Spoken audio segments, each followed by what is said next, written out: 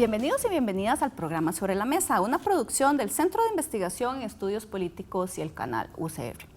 Hace una semana, el Centro de Investigación y Estudios Políticos precisamente presentó su encuesta sobre diferentes temas y, bueno, evidentemente tocó algunos elementos con respecto a qué es lo que está pensando la población sobre este gobierno, sobre cuáles son, digamos, los temas de interés, sobre diferentes personalidades, ¿verdad?, sobre nuestro sistema democrático.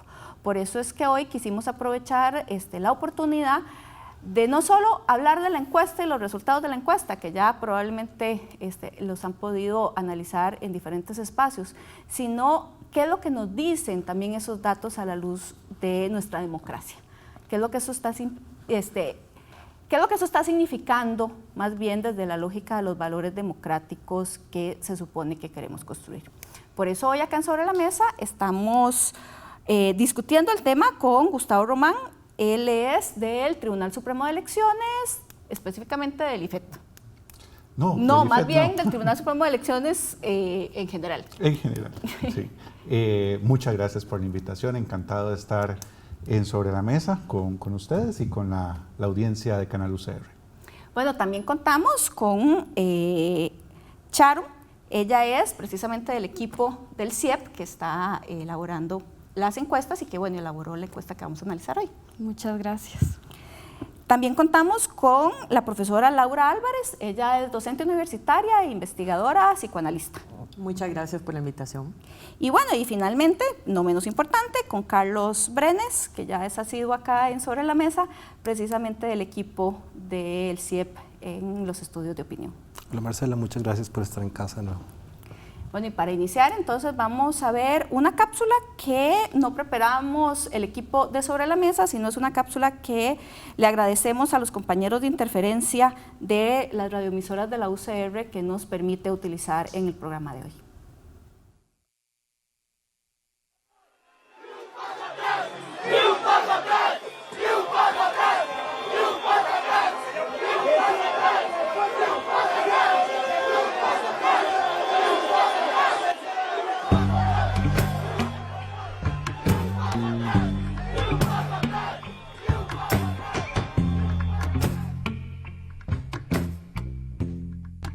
Esto va más en peor. Por eso hay tanta delincuencia, tanto narcotráfico.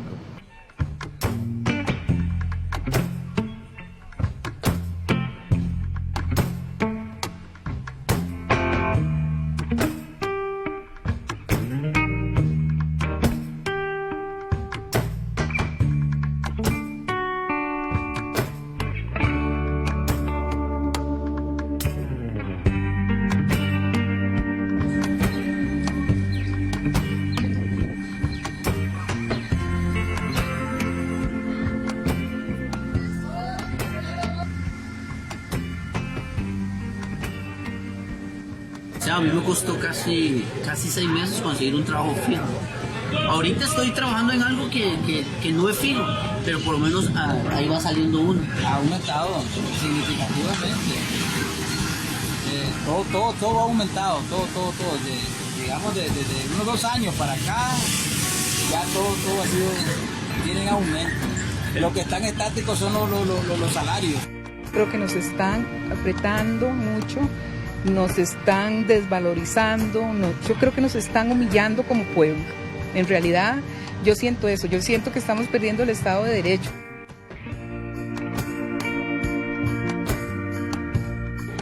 Lo que no ha ocurrido todavía es que ese malestar haya ocasionado, por ahora, un debilitamiento del respaldo que la gente tiene en la democracia y de la creencia que sigue teniendo en la democracia.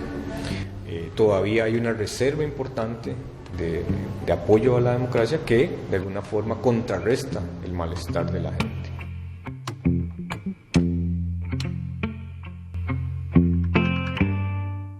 Bueno, como les decía, les agradecemos a los compañeros y las compañeras de Interferencias y les invitamos a escucharlos en las radioemisoras de la universidad de lunes a viernes a las 6:30 de la mañana por habernos prestado precisamente la cápsula que utilizamos. Pero entrando en materia, Carlos, como pudimos observar en la cápsula, además hay un no solo el descontento que se planteó, sino que además hay una serie de acontecimientos relevantes que sucedieron más o menos en ese mismo momento que estaban haciendo la encuesta. Tal vez sería bueno contextualizar qué fue lo que pasó, ¿verdad?, en esos días más importantes que también pueden tener, digamos, algún tipo de incidencia en los resultados de la encuesta. Bueno, Marcela, cuando decidimos sobre el enfoque de esta encuesta, nosotros siempre usualmente nos enfocamos en el tema coyuntural, o sea, como en las cosas más importantes que estén pasando en el momento. Pero en este momento, digamos, estábamos viendo quizás como una regla del tiempo, un descontento que venía creciendo desde el año pasado y que se había manifestado en varias islas de descontento, ¿verdad? Desde personas en el sector público, desde pescadores, desde transportistas, desde estudiantes, ¿verdad? Y que son, bueno, está el contexto de la huelga de la caja, ¿verdad? Entonces, en vez de estudiar estas islitas separadas una por una, lo que se hizo fue, bueno, vamos a estudiar más en general este descontento y hacia dónde está dirigido ese descontento, da también la oportunidad de que esto es un estudio que ya se abordó en el 2015, en el 2016 desde el Estado de la Nación. Entonces, claro, es la oportunidad entre este descontento general que se ve mucho, que hemos visto, por ejemplo, en el último año, aumentos en percepciones negativas sobre el rumbo del país y situación económica a niveles récord en los últimos 6 años, ¿verdad? Que nos dijo, bueno, enfoquémonos en esto, en este estudio de esta manera. Claro. Charo, del estudio se desprende, siguiendo el tema de lo que estaba planteando Carlos, que el 95% de los costarricenses está descontento en un grado o en otro, ¿verdad? ¿Cuál es ese perfil de la persona, digamos, descontenta? ¿Se puede hablar de niveles o de grados de descontento según los datos obtenidos? Sí, bueno, en efecto, el dato general es que el 76% de las personas afirman que el rumbo del país va por el rumbo equivocado. Entonces, para hacer un acercamiento más profundo a este malestar, ¿verdad?, que estamos percibiendo, lo que se hizo fue que se desarrollaron 25 ítems, a partir de los cuales entonces se derivan 3 niveles de descontento: el descontento bajo, el descontento intermedio y el descontento alto. El grupo más grande es el grupo intermedio, es decir, las personas que están a medias, digamos, y los que tienen un descontento alto. El descontento medio es un 71% de las personas y el descontento alto es un 24% de las personas. Entonces, evidentemente, tenemos un perfil específico de las personas más descontentas o menos descontentas. En este sentido, es muy claro que las personas que tienen un mayor descontento son personas con primaria y secundaria, que residen principalmente en las provincias costeras, estamos hablando de la provincia de Limón, la provincia de Guanacaste y Punta Arenas, personas que están desempleadas o que trabajan por cuenta propia y ese sería como el perfil de las personas. Efectivamente. Laura, llama la atención cuando una ve el estudio, ¿verdad?, que el grupo con menor descontento es el de 18 a 35 años, ¿verdad? También, ¿cómo una podría explicar que efectivamente las personas jóvenes sean las menos descontentas? ¿Será que efectivamente somos más positivas? Bueno, la verdad habría que tener mayores elementos como para poder indicar una respuesta un poco más precisa. Lo que yo supongo es que el descontento que se muestra en las otras franjas etarias está muy relacionado por la comparación con otros momentos históricos que además se han idealizado, ¿verdad? Creo que una usual contraposición que se realiza es entre el bipartidismo y los gobiernos PAC, ¿verdad? Estamos hablando de que los jóvenes entre 18 y 34, por ejemplo, los más jovencitos, y probablemente lo que ya tengan de recuerdo sean los gobiernos PAC en sí. Y habría que ver también cómo esto se juega en las zonas costeras, en las zonas además más abandonadas por parte de la política estatal, si esto también se replica, ¿verdad? Porque analizando los datos igual habría que observar cuántos de estos jóvenes también tienen acceso a poder tener celular, ¿verdad? Que la muestra va por ahí, y cómo esto también incide un poco en los resultados. Ahora, yo también creería de que habría que analizar un poco más a profundidad cuál es la deseabilidad social que se estaría operando una vez que se preguntan ciertas cosas, ¿verdad? Que tal vez los jóvenes entre 18 y 34 no están dimensionando justamente los niveles de insatisfacción que tienen otras generaciones. Claro. Gustavo, pareciera, digamos, que la incertidumbre, la desconfianza y la volatilidad, digamos, son rasgos que están caracterizando en este momento nuestra sociedad. ¿Cómo podríamos, digamos, explicar el progresivo malestar, cómo está creciendo la intolerancia, ¿verdad? Esta crispación social en el sistema político y en la democracia misma? Pero para poder darle el tiempo que merece esta respuesta, vamos a dejarla puesta sobre la mesa, vamos a una pausa y al regreso escuchamos la respuesta. Ya regresamos.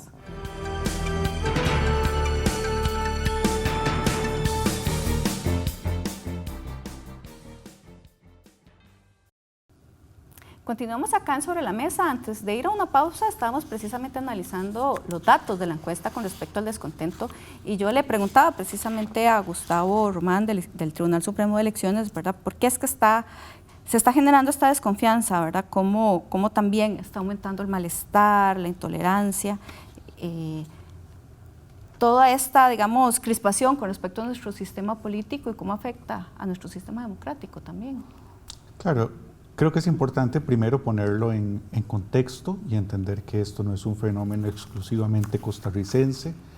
Hay un deterioro de la confianza en general en las democracias occidentales, aunque pareciera que en nuestro país es muy claro, a la luz de los datos del estupendo estudio del CIEP, de que está vinculado con la situación económica del país. De hecho, esa es la principal razón que dan las personas para manifestar ese descontento. Y es coherente también con el perfil de las personas, porque ese 24%, que es la bolsa, digamos, de malestar más intenso, se ubica precisamente en las zonas económicamente más deprimidas y abandonadas, en las zonas costeras, y donde el drama del desempleo es todavía mayor. Y yo quisiera apuntar que esto no tiene solamente una dimensión económica, aunque la razón pueda ser la situación económica, pero es que esto afecta también la valoración y cómo se sienten las personas mismas. Una de las entrevistadas en la cápsula de interferencia decía que se sentía humillada. Esto está muy vinculado porque las personas en nuestra cultura no solamente buscamos el dinero o el empleo por el dinero y el empleo mismo, es que tiene un peso también en cómo me siento yo y cómo me perciben los demás. Y creo que eso es muy importante y hay que seguirle mucho la pista por las consecuencias políticas que puede tener a largo plazo. Claro, y también además cómo estamos valorando cosas que tal vez antes no se valoraban digamos, de la misma manera, y en eso Laura nos puede colaborar, porque precisamente, digamos, es usual que las presidencias, ¿verdad?, cualquier persona que está en la presidencia tenga una caída en su gestión, digamos, en la valoración de la gestión. Eso siempre sucede, ¿verdad? Y en esta oportunidad el descontento hacia el gobierno creció de un 52 en marzo a un 62 en agosto. Pero ¿cómo podríamos un poco explicar que hoy eso se asuma, ¿verdad?, como una reprobación terrible, catastrófica, una falta de legitimidad del sistema? Ahora es casi como que el sistema se cayó, o que la presidencia se cayó, o el gobierno se cayó, como se ha estado planteando estos datos.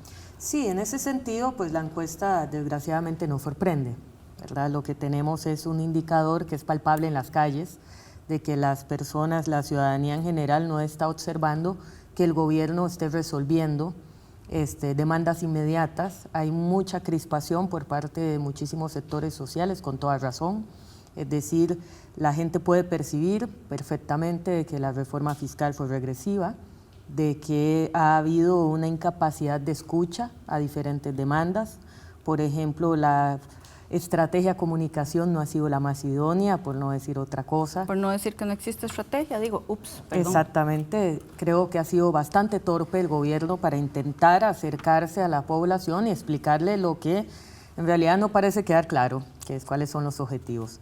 Ahora, a eso además se le suma que creo que el gobierno, y no puedo decir solamente el PAC, porque claramente al ser un gobierno que incorporó a figuras de otros sectores, no dimensiona la condición de elección forzada a la que nos vimos en las últimas elecciones, y no dimensiona el descontento y el por qué llegaron al poder, y las condiciones de posibilidad que llevaron a que el afecto preponderante en las elecciones haya sido miedo.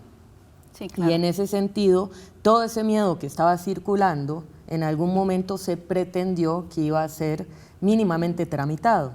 Y el gobierno más bien lo que ha hecho es cerrar filas, y además nos topamos también con ciertos manejos también muy torpes de ciertas cúpulas sindicales, por ejemplo. Entonces hay un amplio porcentaje de la población que muy probablemente se sienten a la deriva, de que no se ve reflejada, ya sea por parte del gobierno, no se identifican, pero tampoco encuentran que haya otros sectores que asuman la batuta. Entonces sí parece que las circunstancias de incertidumbre y las condiciones de posibilidad que llevaron al escenario electoral anterior se están exacerbando y probablemente ingresemos en un escenario de mayor confrontación. Claro. Y Gustavo, de hecho, cuando uno analiza el tema de la gestión presidencial y siguiendo lo que no solo le preguntaba a Laura, sino también lo que respondía, siempre hay como una duda con respecto de que a mayor desaprobación del gobierno es muchísimo más difícil gobernar, ¿verdad? Como que se pierde mayor legitimidad. ¿Será que este malestar y esta desaprobación obliga a los gobiernos a modificar sus gabinetes, a modificar prioridades? ¿Cómo se ve, digamos, también hasta desde el punto de vista, digamos, de la teoría democrática, estos, digamos, niveles de malestar con un gobierno en particular? Bueno, es fundamental, es decir, usted puede tener, por utilizar la división tradicional en 4, usted puede tener poder económico, usted puede tener poder coercitivo, usted puede tener poder político, pero el poder simbólico es fundamental, la capacidad de influencia. Y eso tiene que ver con legitimidad, tiene que ver con reputación, tiene que ver con credibilidad. Claro. Eso es lo que hace que al final las sociedades y las personas asientan y reconozcan una autoridad en un sentido o en otro. Eso todavía, por los datos de la encuesta, pareciera estar con relativa salud en Costa Rica, no respecto de un gobierno en particular, sino respecto del sistema político. Es decir, el malestar, de los malestares, el más bajo es el malestar con la democracia representativa. Incluso acusa una leve recuperación respecto de los últimos estudios, y eso podría explicar el hecho de que a pesar, y aquí hablo de las bases de estabilidad de un sistema, a pesar de que hay una enorme insatisfacción con la eficacia de ese sistema, con lo que ese sistema hace por mí como ciudadano, se mantienen niveles altos de legitimidad o de apoyo a ese sistema. Y eso podría estar funcionando como una especie de dique de contención, claro, para evitar que ese malestar desborde en otro tipo de situaciones. Claro, y ese malestar además no solo, yo estoy planteando, vimos datos de gobierno con respecto a otras cosas. Creo que te querés referir a algo, pero además quisiera que después de tu respuesta, Sharon nos explique, porque la valoración también a las instituciones cayó, ¿verdad? Entonces, ¿en cuáles instituciones cayó más? Sí.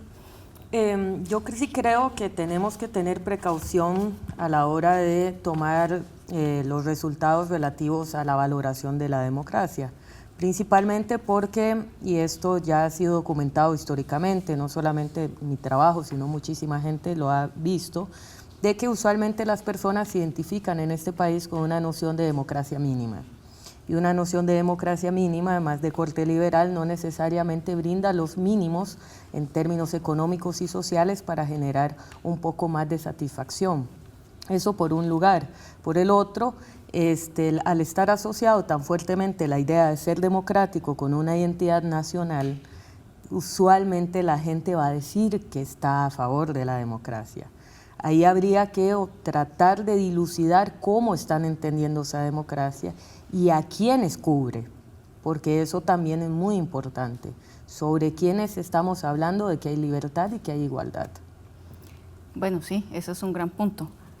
Pero bueno, le había preguntado a Sharon sobre las instituciones. También el tema de cuáles son las instituciones que, digamos, son mejor valoradas y las que son menos valoradas, ¿nos da alguna idea un poco de lo que Laura también estaba planteando? Sí, bueno, también me gustaría referirme un poco al tema anterior, ¿sí? Porque justamente cuando hablamos de la desaprobación al presidente, ¿quién tiene mayor desaprobación hacia el presidente? Vemos que también es el mismo perfil de la persona que tiene mayor descontento, ¿verdad? Entonces, y que son las mismas, y que el de este descontento, lo que encontramos es que los niveles mayores de descontento tienen una base económica muy importante, ¿verdad? Que ponen el desempleo como el factor que más descontento está generando, ¿verdad? Entonces, también permite ver cómo todos estos factores se van amarrando y que los datos de la encuesta también nos permiten como ver ese contexto. Con respecto a la valoración de las instituciones, si lo vemos en comparación con la encuesta de marzo de este año, la primera encuesta que hicimos, vemos que en general hay una caída de la mayoría de las instituciones. De hecho, solo una institución sube 0.3 puntos porcentuales, que es la Iglesia Católica, que pasa de 5.5 a 5.8. Tampoco es muchísimo. Que es importante tener en cuenta que el error muestral es de 3.1%, ¿verdad? Entonces está ahí. Sí, está dentro del margen. Y también hay que recordar, disculpa, que en noviembre la Iglesia Católica había caído un montón. Claro. Sí, entonces, este repunte no es... no es tan poca cosa. Sí, la Iglesia Católica normalmente se ha mantenido, ¿verdad? En las otras encuestas, en los otros estudios, aproximadamente en 6, ¿verdad? Sí estaba entre las mejores evaluadas, pero de noviembre de 2018, que estaba de 6.4, pasó a 5.8, sí, a 5.8, que fue el valor que vimos en la encuesta de marzo, ¿verdad? Entonces, a pesar de que vemos que sube un poquito, que de verdad hay que verlo también con duda por el error muestral, vemos que la Iglesia Católica sí había registrado una baja importante con respecto a las demás mediciones que habíamos hecho antes. Querías explicar sobre ese repunte de la Iglesia. Yo no sé si... ¿Por qué había caído? Había caído justamente en la época que hicimos la medición de noviembre a raíz de las denuncias por abuso de parte de sacerdotes y el mal manejo de parte de la Iglesia. Había caído mucho. En este caso vemos un patrón generalizado de caída en valoración de instituciones, que no necesariamente yo creo que se le puede dar una explicación porque es muy generalizado. Sería muy atrevido, ¿verdad?, irse a hacer especulaciones. Lo que sí es muy importante, y me gustaba mucho lo que decían tanto Laura como Gustavo, es el abordaje que le dieron al tema de lo que es el desempleo, ¿verdad? Y no solo el desempleo, viene el costo de la vida, ¿verdad? Y todas las repercusiones psicológicas y sociales que eso tienen. Si lo vemos, la desaprobación del presidente sigue también el ciclo normal de muchos gobiernos. O sea, si ustedes ven, el de doña Laura y el de don Luis Guillermo iba así, ¿verdad? El nivel de desaprobación del presidente del 75% está igual al de agosto de 2015, el segundo año de don Luis, ¿ok? Pareciera ser que, bueno, ese descontento que estamos viendo, ese 71% con medio descontento, lo que hemos visto de 2015 a 2016, bajó el descontento hacia la democracia representativa, subió un poco hacia el desempeño de los gobiernos. La gran diferencia es ese incremento de 20 puntos en situación económica. Sí. Que lo vemos los ítems que componen eso, por ejemplo. Tal vez quedemos ahí para que puedas explicarlos bien, porque tenemos que hacer una pausa y si no te corto a la mitad. Vamos a una pausa y ya regresamos.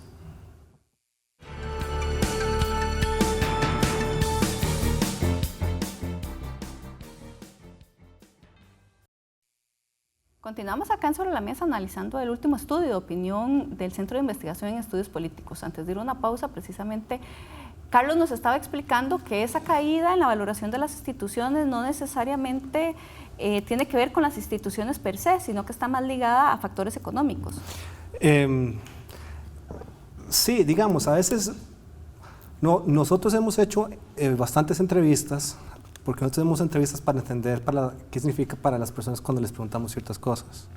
Y la gente asocia mucho valoración con instituciones o confianza en su percepción sobre su desempeño.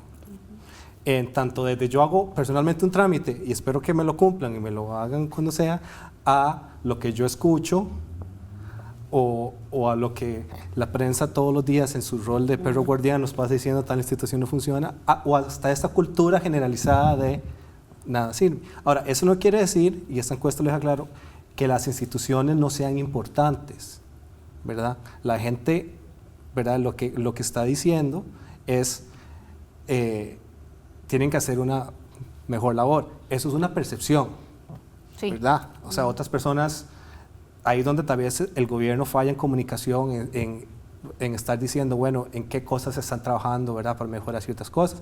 Pero sí, yo sí creo que es una parte de nuestra cultura política que siempre hemos tenido. Ahora, aquí el tema importante mucho es el tema de la situación económica. Principal descontento, situación económica. Ítems que lo medimos, por ejemplo, que la gente cree que el rumbo del país va peor. Eso lo vemos en los últimos 12 meses que ha crecido. Sí. Situación económica va peor. Eso lo vemos a niveles récord desde abril 2013. Que el país estaba mejor hace 2 años, situación económica. Y la gente, como decía Sharon, la gente más descontenta en esa dimensión es la gente que le pasa la factura al presidente, es la gente que más desaprueba al presidente. Pero es la gente que también más ha desaprobado al presidente en el último año. Inclusive probablemente fue la gente que no votó por el presidente, ¿verdad? Entonces, el presidente no se ha ganado a esa gente. Pero si hablamos del tema de desempleo, ¿verdad?, esto no es algo de que es coyuntural ahora, de que solamente tenga que ver con la reforma fiscal, los problemas de las finanzas, con una serie, no. Desde enero de 2018, nosotros hacemos 3 mediciones al año, desempleo ha estado en el top número 2 siempre. Siempre. Y si vemos las mediciones interanuales, agosto, ¿verdad?, hasta julio de 2014, desempleo está número 2, top. Entonces, esto es algo que para mucha gente, todas las implicaciones del desempleo, el subempleo y el empleo informal, lo vienen arrastrando desde hace tiempo. Ahora, aquí la respuesta es de quién creen que es culpa y hacia dónde dirigen, quién tiene que resolverlo. Claro, ¿verdad? Siguiendo con algunas instituciones, ¿verdad?, que tienen que ver más con el sistema per se, ¿verdad?, después de la explicación efectivamente de Carlos, que evidentemente hay un tema que no es nuevo, ¿verdad?, que la percepción con respecto a la situación económica viene, digamos, casi que igual, ¿verdad?, una percepción negativa desde hace ya bastante tiempo, pero también una de las instituciones que siempre sale mal evaluada, ¿verdad?, con un alto grado de malestar, es el funcionamiento de la Asamblea Legislativa. Sí, pero si usted ve el caso de la Asamblea, la nota de la Asamblea baja, cada vez que hacemos una medición, baja, ya está como por el 3.6, o sea, ya ahorita llega a 0 y no puede bajar más. Sí, ya sería. Pero sin embargo, en los ítems donde la gente muestra menos descontento, es en la importancia de la Asamblea Legislativa, claro, en la necesidad de partidos políticos. Ahí la gente está diciendo, es importante, o sea, no se desempeña bien, pero es importante que exista. Eso yo quiero rescatarlo como algo muy positivo, porque no son pocos los contextos, ya no solamente en América Latina, sino también en Europa, en los que ese descontento y ese malestar se traduce en crecientes tendencias autoritarias, sí, o de apoyo a salidas autoritarias al malestar. Y un rasgo característico de esas salidas autoritarias al malestar tiene que ver con la clausura, el cierre de la discusión política, del pluralismo, de los partidos políticos, la búsqueda de hombres, y digo hombres porque son hombres fuertes lo que se busca, y de poner en suspenso los sistemas democráticos. Y en América Latina hemos tenido muchísimos casos. Laura también se quería referir. Sí, Marcela, es que ahí sí, hay un indicador que puede ser llamativo acerca de que todavía haya confianza en las instituciones representativas. Sin embargo, yo quiero volver a traer a colación de que hay una relación íntima entre la forma en cómo definimos lo que es ser costarricense y ser democrático o democrática. Es decir, es posible, y para eso se necesitan más datos, ¿verdad? Aquí yo podría estar especulando, pero hay investigaciones que lo sostienen, de que aquí haya un sesgo de deseabilidad social. ¿Por qué? Porque también han habido ya investigaciones previas como la que realiza el Latinobarómetro del Estado de la Nación, donde indican que sí hay una amplia convivencia entre un apoyo al sistema democrático y rasgos profundamente autoritarios. Y la presencia desde el año pasado cada vez más intensa de sectores xenofóbicos, antimigrantes, en contra de derechos a poblaciones minorizadas y que además están llamando a que eso se haga política de Estado, sí nos debe poner en alerta, ¿verdad? Creo que hay que poner un poco en pregunta de qué tipo de asamblea está pensando estas personas que defienden que exista todavía cierto grado de pluralismo, porque si vemos más bien la tendencia, por lo menos en redes la discusión tiende a ser cada vez más antagónica, con mayores niveles de hostilidad, y eso es, junto con la condición económica, un caldo de cultivo para que partidos o agrupaciones de extrema derecha alcancen todavía mayor capacidad de convocatoria y que sean también más atractivas para ciertos sectores de población. Claro, pero tal vez nos puede aportar un poco en esta discusión que estás colocando, Laura, el tema del apoyo a los llamados mitos fundantes, que la encuesta también toca. ¿Qué es lo que nos dicen, Sharon? Bueno, la encuesta toma, ¿verdad?, hace un resumen en 3 mitos fundacionales de lo que es la identidad política costarricense. Uno, que somos una sociedad de libertades políticas; otro, que somos pacíficos; y que somos un país que protegemos a la naturaleza. Y justo con lo que decía Laura y lo que comentábamos, los niveles de descontento son las mismas, o sea, las personas que tienen más descontento son las mismas personas que están menos de acuerdo con estos mitos, ¿verdad? Sin embargo, a pesar de que vemos que hay un grupo importante de personas que desaprueban estos mitos, lo contrarrestamos con los otros 2 grupos de intermedios y baja descontento, que entonces hacen que esa balanza se reajuste, ¿verdad? Que es una de las cosas que también los resultados importantes que arroja la encuesta. Claro, sobre los mitos fundantes, y también Laura colocaba el tema de redes sociales, que me parece, digamos, importante. Bueno, tener y eso datos, lo podemos sí. ver un poco, lo que dice Laura es muy interesante, porque cuando comparamos esto de la idea del apoyo a la democracia, ¿verdad?, entre las personas, ese alto, medio, bajo de descontento, hay una fuerte diferencia entre el apoyo a la democracia entre la gente con descontento medio, que son los de 33 a 66 en la escala 0-100, y los de bajo. Pero cuando hablamos de intolerancia política, Sí. ahí la diferencia entre los más contentos y los menos descontentos, bueno, entre los intermedios y los más bajos es de 3 puntos, 0 a 100. O sea, y eso incluye ítems como, por ejemplo, digamos, apoyo usted que gente haga manifestaciones pacíficas, o gente que habla mal sobre el sistema de gobierno vote o salga en tele, ¿verdad? Entonces, aunque sí vivimos en una democracia, en el sentido que una de las cosas que nos sacó a la luz esta última elección es la visibilidad de que en el país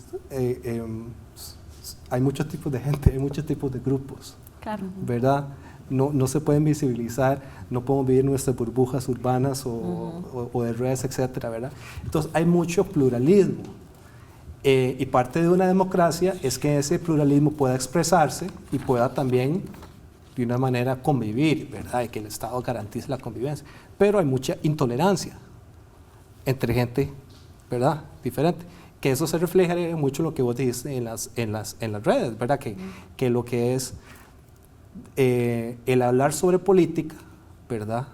Que las redes sociales nos deberían permitir hablar sobre política para enriquecer más nuestra cultura, para ser más tolerantes, para informarnos mejor, ¿verdad? Más bien es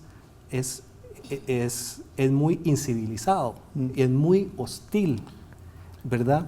Y muestra grandes señas de lo que se llamaría polarización afectiva entre grupos. Y eso es preocupante porque, digamos, podemos decir, a nivel de la democracia general, sí, todos apoyamos a la CL, ¿verdad?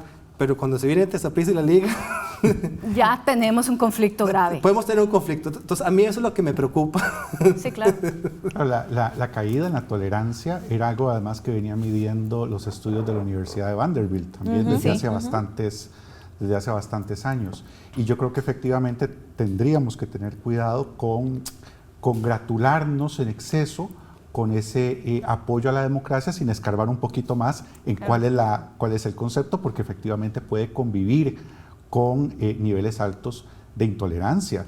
Y aquí hablo como funcionario electoral y recordando la campaña electoral del 2018, era bastante claro que había más que un interés por tener libertad para expresar la propia posición, un deseo por impedir que la otra parte expresara la suya. Y esto desde los dos sectores en los que se polarizó la discusión, porque a veces se tiende a ver, sobre todo desde sectores progresistas, esta intolerancia como solamente frente al otro, ¿verdad? La famosa paja en el ojo ajeno y no la viga en el propio. No, de los dos. Y tengo ejemplos concretos de esto. Y esto es un desafío entonces para asumir una comprensión de la democracia, no solamente como un sistema político, como un sistema jurídico, como un mecanismo de escogencia de gobernantes, sino sobre todo como una cultura que incluye una serie de valores y de creencias, de los cuales probablemente una fundamental es el derecho de las otras personas, por muy diferentes a nosotros que sean, de pensar y de participar en igualdad de condiciones en el debate público y en la decisión de los asuntos públicos. Sí, en ese sentido, uno podría pensar que lo que está primando es un imaginario acerca de cómo debería ser la democracia, que una vez que ya se pone a prueba, es decir, que ya ingresamos al espacio práctico, no alcanza. ¿Y por qué no alcanza? Porque efectivamente se es democrático o democrática solamente con la gente que yo observo que está de mi lado. Es de la misma manera, por ejemplo, la apelación al derecho humano, a los derechos humanos como algo aparentemente universal, uno puede reconocer que hay fracturas. Claro, porque son los míos, pero no los de los otros. Exacto, que en lo que se pone en juego y lo peligroso con todo esto es que en la persecución a ciertos tipos de población, a ciertos tipos de personas, ahí lo que se termina jugando es una deshumanización. Y ya ahí podríamos empezar a hablar ya de un nivel de antagonismo político propiamente, ya en el cual hay una enemistad en la cual eso justificaría de una manera bastante grave otro tipo de acciones que además nosotros creemos que no somos capaces. Sí, que aquí jamás va a pasar nuevamente una revolución y que todo lo vamos a en ese sentido, solucionar. El caso brasileño es muy ilustrativo porque también muestra una cierta hegemonía, o sea, ellos también en algún momento, y esto me lo comentaba un colega historiador Tal vez hace quedamos años, acá para poder ir a una pausa y de hecho vamos a regresar sobre el tema de lo que puede implicar seguir, digamos, por esta senda. Estamos acá en Sobre la Mesa analizando la última encuesta del CIEP, ya regresamos.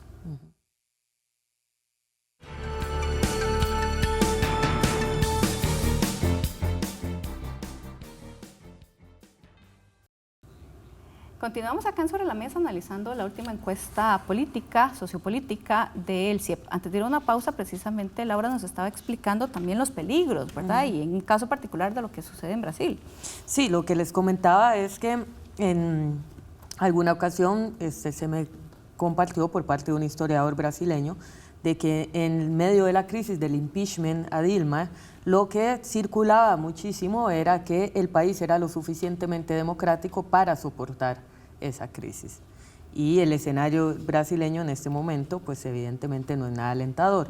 Ahora, claramente no podemos aquí jugar de tener una bolita mágica y saber cuál va a ser el futuro, pero creo que si no se atacan las condiciones de posibilidad que dieron amplia popularidad a este tipo de agrupaciones, pues podríamos entrar en un escenario donde el antagonismo sea cada vez mayor y que estas marchas xenofóbicas, que estas marchas, por ejemplo, en contra de los derechos ampliados, de los derechos a favor de la diversidad, a favor de los derechos sexuales y reproductivos, de que haya una reforma fiscal de corte progresivo y demás, sean cada vez mayor objeto de censura y de persecución por ciertos sectores y que además logren canalizar este malestar, ¿verdad? Porque si no hay para la población en general o la ciudadanía mínimos mecanismos de contención, pues lo que tenemos acá son casi que un clima ideal para que el país siga justamente polarizándose y que cierto tipo de acciones que tal vez en este momento se nos hacen inimaginables, claro, ya sean cotidianas y constantes. Hace unos días, precisamente, Gustavo planteaba que el poder hipnótico de las palabras sobre la mente de las personas y su papel, digamos, tiene un papel en la construcción de la realidad. Y siguiendo esta línea, ¿cómo podemos, digamos, evaluar también a los medios de comunicación frente, digamos, a la actual coyuntura, ¿verdad? De conflicto, de incertidumbre sociopolítica, ¿verdad? ¿Qué se les puede exigir? Tomando en cuenta, digamos, que muchas veces o en ocasiones más bien pareciera que lo que quieren es generar y reproducir más bien el descontento para tener noticias. Son fundamentales porque todos estos imaginarios se construyen, se reconstruyen en el diálogo ciudadano y ese diálogo es mayormente mediado y actores con mucho peso en esa mediación son los medios de comunicación que también están en crisis y esa crisis no tiene unos efectos solamente económicos sino que también tiene unos efectos en la producción de contenidos de esos medios y puede ser un incentivo también para la venta de negatividad, de pánico moral, de miedo, de representar una sociedad o un país terriblemente inseguro en el que básicamente si usted sale a la calle lo van a matar, o de hacer abuso del famoso encuadre o frame de conflicto, y es esto de siempre estar buscando qué dice tal actor político para contrarrestarlo con lo que dice el otro. No hay una profundización en los temas, no se buscan los puntos de encuentro, sino que se buscan los puntos de conflicto, etc. Pueden hacer una contribución enorme a la toxicidad que acabe envenenándonos a todos y a la vez tienen el desafío enorme también en un contexto de noticias falsas y de la llamada posverdad de aportar verificación de contenidos, como por ejemplo de esta casa de estudios, el trabajo de doble check, sí, que pueden ayudar y pueden darle anclajes a ese debate, lo cual lo va a hacer desde luego más saludable. Es lo que hace el CIEP también, claro. No es exactamente lo mismo, pero es dar anclajes. Yo ahora se lo decía a Sharon antes del programa, que le agradecía mucho el trabajo porque permite acercarse de una manera un poco más cierta y comprender un poco, batear menos respecto de lo que pueda estar pasando. Así que es un aporte inapreciable. Laura lo colocaba y Carlos también, el tema del, digamos, el aumento progresivo de la intolerancia, de la polarización, ¿verdad? Que puede abrir precisamente las puertas hacia líderes populistas, a líderes antisistema, como ha pasado, bueno, recientemente en Brasil, ¿verdad? Podríamos hablar de Estados Unidos con Donald Trump, ¿verdad? Y bueno, podríamos también hablar ahora en El Salvador, ¿verdad? Con discursos muy populistas, pero siempre se plantea como que nuestra democracia está blindada frente a esas amenazas. Carlos, ¿qué nos hace creer que nada de esto nos puede afectar, que no podemos llegar ahí? Bueno, yo primero creo que hay que empezar a comprender nuestra nueva realidad electoral. Cada vez nos parecemos más como un sistema de gobierno semiparlamentario. Esta última elección lo mostró, ¿verdad? Un gobierno de coalición, digámoslo así, en el poder, en el principal poder, la Asamblea Legislativa, diferentes conformaciones. Ahí, de acuerdo a este malestar, no sabemos qué partidos pueden llegar, ¿verdad? Partidos que se puedan aprovechar, ¿verdad? De este descontento para llegar a cierta agenda, apelando a ciertas cosas. O sea, yo no necesariamente voy a llegar a decir, yo soy el partido que representa a los desempleados, no, pero puedes apelar a otras cosas.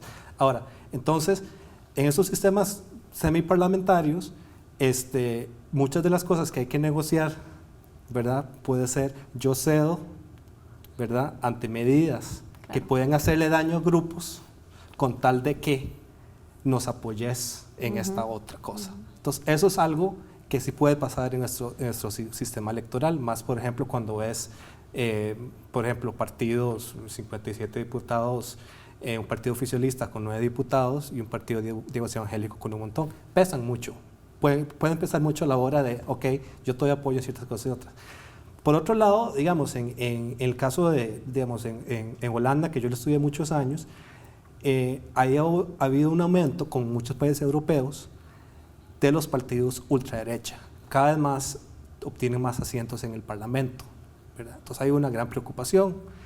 Pero si dentro del Parlamento, por más que tengan gran número, los demás no les dan pelota, no se alían con ellos, no lo necesitan para hacer proyectos, entonces como que, aunque, o sea, ciertos grupos desestabilizadores pueden usar la institucionalidad, ¿verdad? Para llegar, si no les dan pelota, bien. Pero por otro lado, sí puede ser el caso, como pasó en Holanda, este político Geert Wilders, que sí movilizó a que el gobierno asumiera políticas más fuertes contra la migración. Claro. Y que inclusive en las últimas elecciones holandesas, uno de los países más liberales y progresistas, la primera república europea, este segundo partido que le estaba apelando a la segunda fuerza más grande del país en cuanto a votantes, hablando sobre este tema, anti-islam, anti-migración, anti-Europa, obligó que todos los otros partidos, los partidos más liberales, más demócratas, se fueran también en el discurso ultraderecha para ganarle votos. Claro. Entonces, esas son cosas que pueden ser preocupantes. Rápida para darle la palabra a Sharon, ¿sí? Sí, que en ese sentido hay una investigación de un antropólogo que se llama Henry Goren, que habla de una neopentecostalización de la sociedad y de la política. Y ese es el peligro, ¿verdad? Que en ese cálculo clientelar de poder pensar votantes como ingreso, los partidos modifiquen su discurso y se acerquen más a este tipo de dinámicas. Claro. Sharon, hemos sido muy críticos, hemos hablado de lo negativo que salió en la encuesta, pero hay cosas positivas como el tema de los mitos fundantes democráticos. ¿Con qué de la encuesta en positivo podríamos cerrar el programa para no quedarnos, digamos, solo con lo malo? Bueno, como comentaba antes, la encuesta toca la parte de las dimensiones del malestar. Una de las dimensiones es sobre la democracia representativa, ¿verdad? Que como lo hablábamos, la situación económica y lo que es el gobierno y las instituciones son los que tienden al aumento del descontento. Sin embargo, la democracia representativa, ¿verdad? Vemos que la gente todavía tiende a confiar más en medidas institucionales, democráticas.